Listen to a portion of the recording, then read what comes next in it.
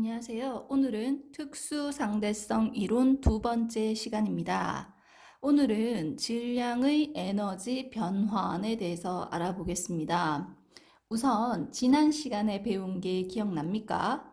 먼저 관성좌표계에서 관성좌표계라 함은 정지좌표계 또는 등속 운동하는 좌표계를 얘기했었죠. 이때 정지한 좌표계에서 빠르게 운동하는 좌표계를 봤을 때 운동하는 좌표계의 시간은 팽창, 운동하는 좌표계의 길이는 수축된다 라고 배웠습니다. 오늘은 똑같이 정지한 좌표계에서 빠르게 운동하는 좌표계를 볼 때 운동하는 좌표계의 질량이 증가한다 라는 걸 배웁니다. 두 번째는 질량 에너지 동등성이었죠. 이거 우리 고등학교 1학년 때 배웠던 거 기억납니까? 질량을 M이라고 할 거고요. 에너지를 E라고 했을 때 질량과 에너지는 서로 전환될 수 있다. 기억나나요? 우리가 수소 핵융합 반응을 배웠었고요. 수소 핵융합 반응에서 에너지가 발생을 했는데 그 에너지는 감소한 질량만큼 발생을 했어. 질량과 에너지는 서로 전환 가능한 관계야 라는 걸 배웠습니다. 그때 등장했던 공식 E는 mc의 제곱이었고요. C는 빛의 속도였죠. 빛의 속도는 3 곱하기 10의 8제곱이었던 거 기억나죠?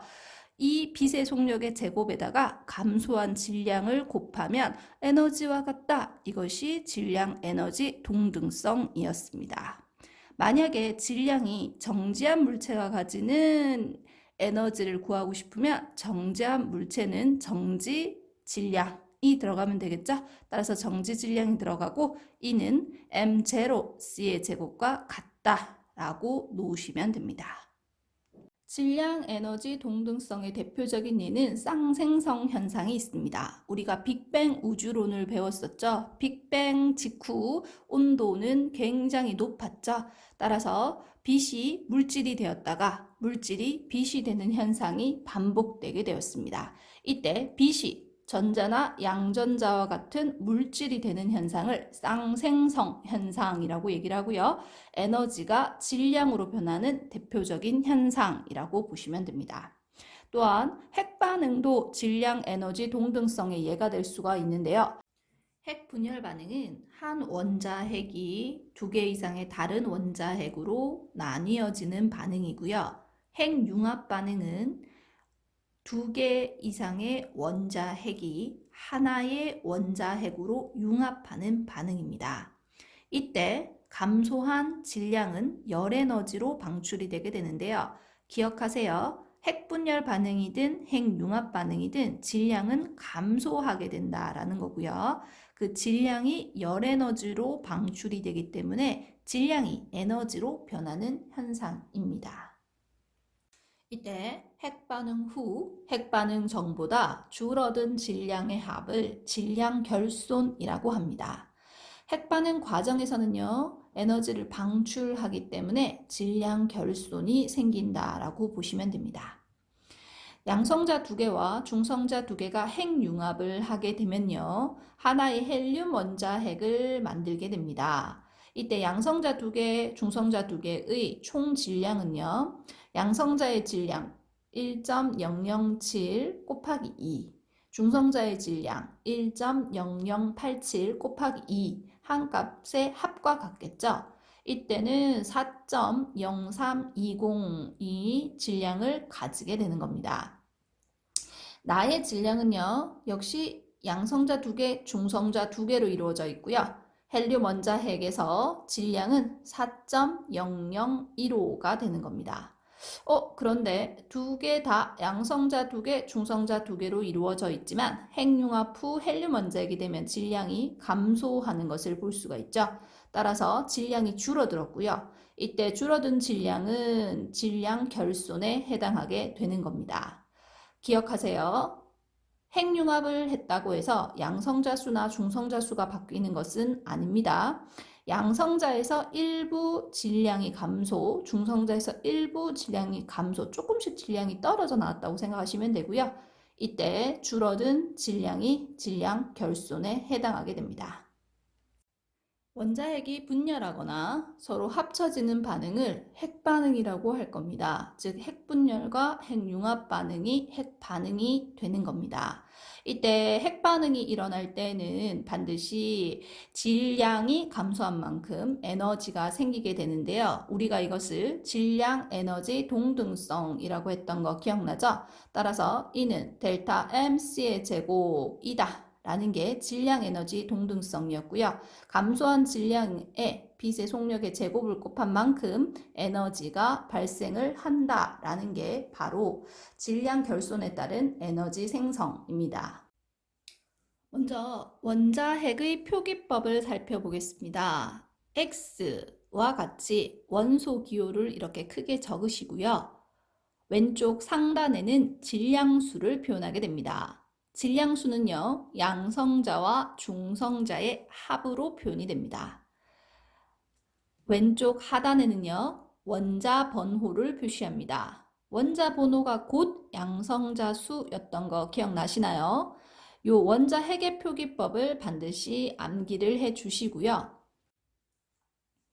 전자는요, 질량수가 0이죠? 그리고 마이너스 1의 전하를 띠고 있기 때문에 요 특별히 양성자수 란에 마이너스 1이라고 적을 거고요. 2라고 표시합니다. 중성자는요. 질량수가 1이고요. 원자 번호는 0이죠. 양성자수가 0이고요. n이라고 표기합니다. 양성자는요. 질량수, 양성자 하나로만 이루어져 있죠. 양성자수 하나니까 원자 번호도 1, 그리고 P라고 표시를 합니다. 그런데 우리가 말하는 양성자는 수소 원자핵 하나를 의미하기 때문에 양성자는 질량수 1, 양성자수 하나, 그리고 수소라고 표기하기도 합니다. 수소는요, 우리가 흔히 말하는 수소는 양성자 하나로만 이루어진 수소를 의미하죠. 따라서 1, 1 수소라고 표시할 거고요. 중수소는 양성자 하나, 중성자 하나로 이루어진 수소를 의미하므로 2, 1 수소. 3중 수소는요. 양성자 하나, 중성자 2개로 이루어진 수소를 의미하므로 3, 1 수소라고 표시할 겁니다. 핵분열이라 함은 하나의 원자핵이 둘 이상의 원자핵으로 나뉘어지는 반응인데요.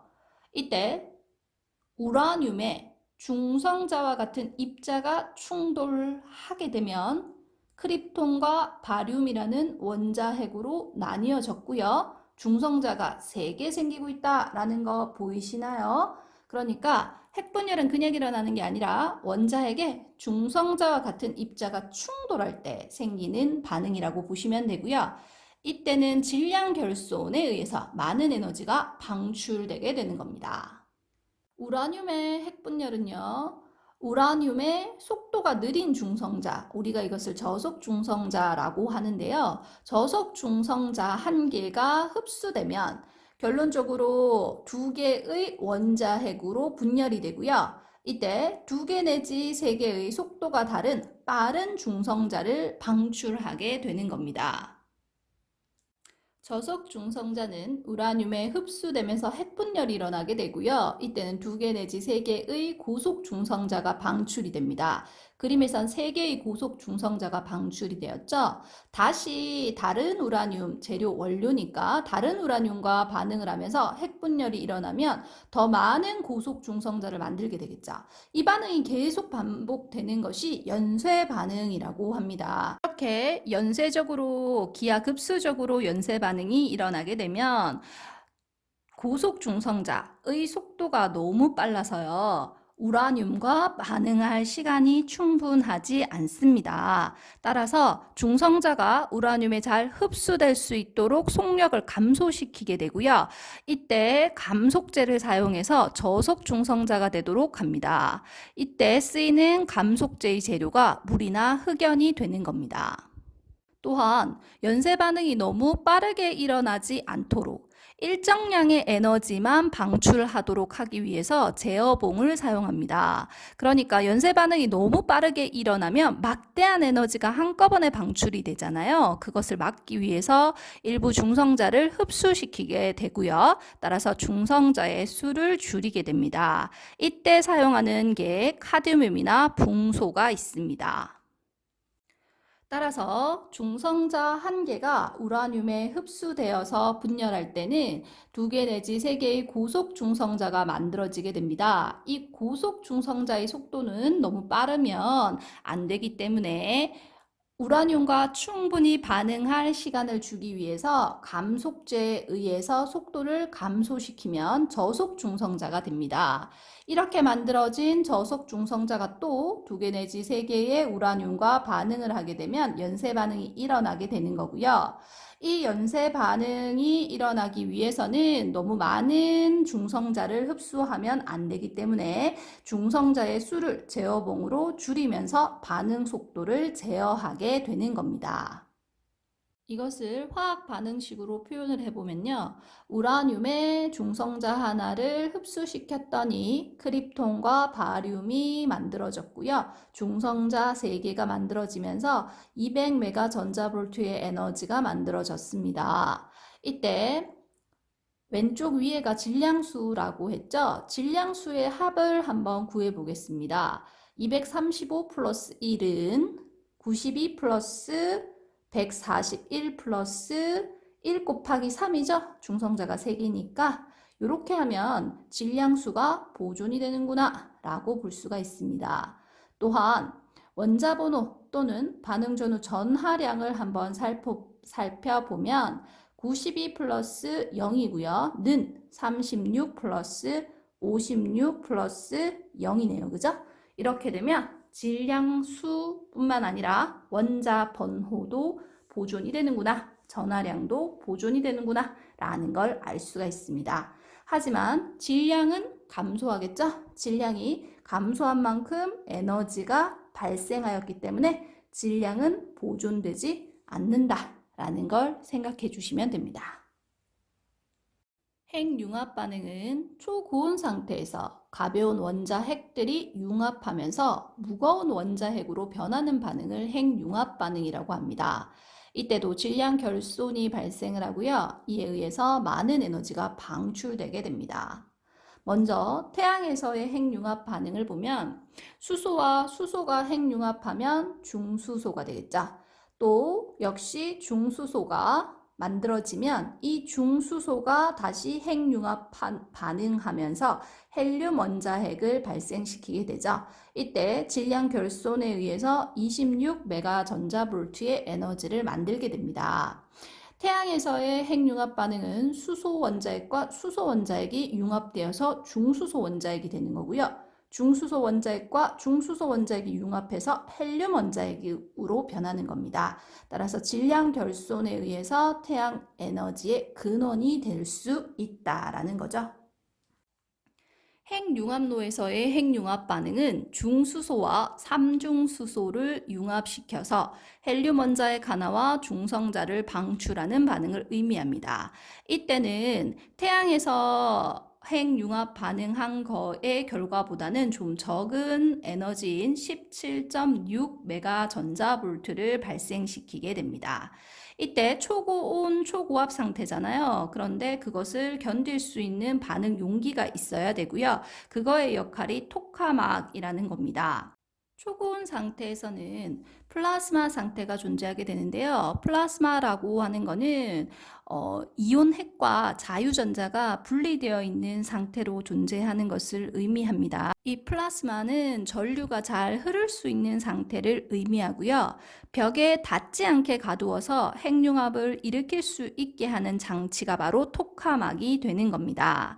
따라서 도넛 모양의 공간에다가 자기장을 걸어서요.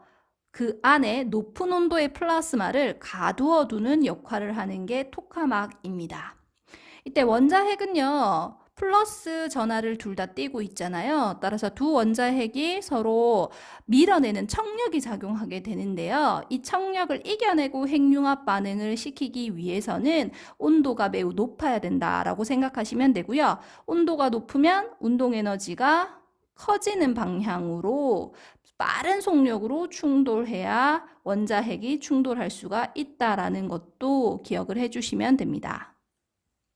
우리가 핵발전을 할 때에는요, 핵분열의 연쇄 반응 속도를 조절하면서 전기 에너지를 생성하게 되는 겁니다. 그러니까 원자력 발전 이런 것들은 핵분열 반응이다라고 생각을 해주시고요. 그리고 핵자당 방출되는 에너지 양은 핵융합 반응이 훨씬 더 많이 방출되는구나 라는 것도 이해를 해주시면 될 것 같습니다.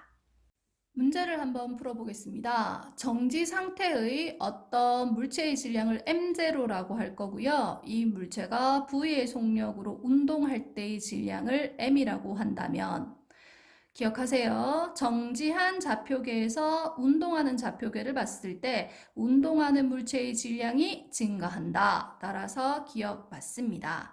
그리고 V가 커지면 커질수록 질량이 커진다라고 했죠? 니은 맞습니다. 디귿, 물체와 같은 관성좌표계에 있는 관찰자에게는 이라고 했는데요. 물체와 같은 관성좌표계에 있는 관찰자는 정지한 상태이기 때문에 정지 질량과 같다라고 보시면 되죠. 따라서 답은 5번이 됩니다. 영희가 탄 우주선이 철수에 대해서 0.6시의 일정한 속도로 운동하고 있답니다. 철수는요, 정지좌표계가 된다면 영희는 빠르게 운동하는 운동좌표계가 되겠죠. 이때 우주선의 고유 길이는 L0이다라고 했는데요. 우주선과 함께 움직이고 있는 좌표계가 잰 것이 고유 길이라고 했고요. 우주선과 함께 운동하고 있는 사람은 영희이므로 영희가 측정한 길이가 L0가 되는 겁니다. 기억을 볼까요? 영희가 탄 우주선의 길이를 철수가 관측했답니다. 뭐라 그랬어요? 정지좌표계에서 운동하는 좌표계를 보면 운동하는 좌표계의 길이가 수축된다라고 했습니다. 영희가 측정한 값이 L0였으므로 철수는 L0보다 더 짧게 관측이 되어야 하죠. 기억 정답입니다. 철수는 영희의 시간이 자신의 시간보다 느리게 가는 것으로 관측된다. 뭐라 그랬어요? 정지한 좌표계가 운동하는 좌표계를 봤을 때 운동하는 좌표계의 시간이 느리게 가는 것으로 관측이 된다. 따라서 정지한 철수가 움직이는 영희를 보면 영희의 시간이 자신보다 느리게 가는 것으로 관측되는 거 맞습니다. 디귿, 영희가 관찰할 때라고 했는데요. 영희의 입장에서 우주선은 등속 운동을 하고 있기 때문에 정지해 있는 것으로 관측이 됩니다. 따라서 영희가 관측한 우주선의 질량은 정지 질량이 되므로 디귿 정답입니다. 답은 기억, 니은, 디귿 모두 맞습니다. 가해 반응부터 한번 살펴볼까요? 질량수가 4고 양성자수가 2개인 헬륨이 만들어지기 위해서는 질량수가 2고 양성자수가 1인 X가 2개 있어야만 가능하겠죠. 따라서 X는 중수소입니다. 이 중수소 원자핵이 다시 3중수소 원자핵과 결합을 했죠. 질량수가요 2 플러스 3이니까 5가 돼야 되는데 4밖에 되지 않죠. 1의 질량수가 더 필요하고요. 양성자 수는요 1 플러스 1이니까 2죠. 그럼 2가 되었으니 여기는 더 필요가 없죠. 따라서 1,0을 가질 수 있는 건 중성자였습니다. 따라서 Y는 중성자가 됩니다. 기억입니다. 4, 2 헬륨의 중성자 수는 몇 개일까요? 라고 했는데요. 왼쪽 하단이 양성자 수라 그랬고요. 상단이 양성자 수와 중성자 수의 합이라고 했습니다. 따라서 4가 되려면 중성자 2개가 필요하겠죠? 기억 틀렸습니다. 니은 가반응에서 결손된 질량은요? 라고 했는데요. 질량수가 2인 원자 번호가 1번인 중수소 같은 경우는요. M2의 원자핵 질량을 가졌습니다. 그런데 몇 개 있었죠? 2개 있었죠? 따라서 이 M2에다가 빼기 4, 2 헬륨이니까 원자번호 2의 질량수 4는 M5가 되겠죠. 따라서 하나의 M5가 만들어졌으니까 차이를 구하면 결손된 질량이 됩니다. Y는 중성자였었죠. 따라서 정답은 2번입니다. 다음은 원자로 안에서 일어나는 우라늄의 핵분열 반응입니다. 그림을 화학 반응식으로 바꿔봤습니다. 중성자가요, 우라늄과 결합을 했죠? 흡수되면 크립톤 만들어졌고요, 가 만들어졌고요, 중성자가 3개 만들어졌어요. 이렇게 적었습니다. 기억. 가의 질량수가 궁금한데요. 반응 전후 질량수는 보존되어야 된다라고 했습니다. 따라서 235 플러스 1은 92 플러스 가의 질량수 플러스 중성자가 3개니까 3 한 것과 같으면 되죠. 따라서 가의 질량수 계산해보면 141 나옵니다. 기억 틀렸습니다. 니은 핵분열 반응에서 방출되는 에너지 뭐에 의한 거? 질량 결손에 의한 거죠? 니은 맞습니다. 디귿 중성자의 속도를 줄인다. 감속제였죠. 중성자의 속도를 줄이는 건 감속제였고요. 중성자의 수를 줄이는 건 제어봉입니다. 정답은 5번입니다. 핵반응 식을 나타낸 것입니다. A는 중수소와 삼중수소가 헬륨이 되는 핵융합 반응이라면 B는 우라늄과 중성자가 반응해서 바륨과 크립톤이 만들어지는 핵 분열 반응입니다. 따라서 기억, 핵융합 반응 맞죠? 니은입니다. B에서 일어난 입자들의 질량의 합을 물었는데요. 질량은 어떻게 된다 했어요? 보존되지 않는다고 했습니다.